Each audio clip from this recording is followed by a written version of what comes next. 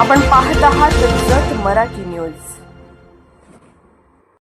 सरपंच पदाला जिल्हाधिकाऱ्यांचा दणका। वज्रवाडच्या सरपंच शिवलीला पाटील अपात्र। ॲडव्होकेट सुनील जगधने यांच्या प्रभावी कायदेशीर मांडणीची ठरली निर्णायक भूमिका।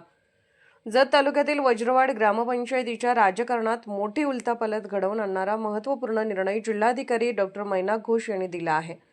महाराष्ट्र ग्रामपंचायत अधिनियम 1958 मधील कलम 14(1)(ज)(3) व कलम 16 अंतर्गत वज्रवाडच्या सरपंच शिवलीला सुरेश पाटील यांना ग्रामपंचायत सदस्य म्हणून अपात्र घोषित करण्यात आले असून त्यांचे सरपंच पद 30 जून 2026 पासून तात्काळ रिक्त घोषित करण्यात आले आहे।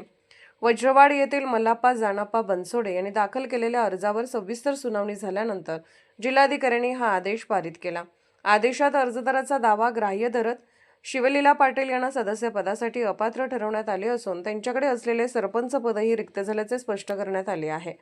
या प्रकरणात अर्जदाराच्या वतीने ॲडव्होकेट सुनील जगधने यांनी प्रभावी कायदेशीर बाजू मांडत मोलाचे काम बजावले।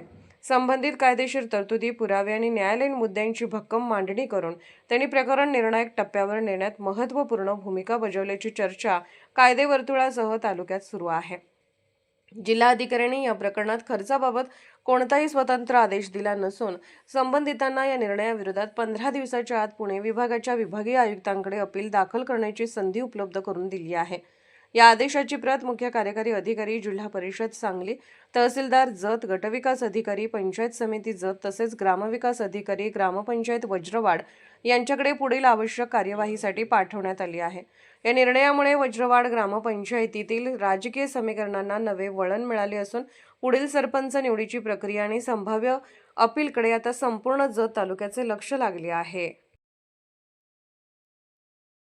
जत मराठी न्यूज चॅनलला लाईक करा, शेअर करा आणि सबस्क्राईब करा।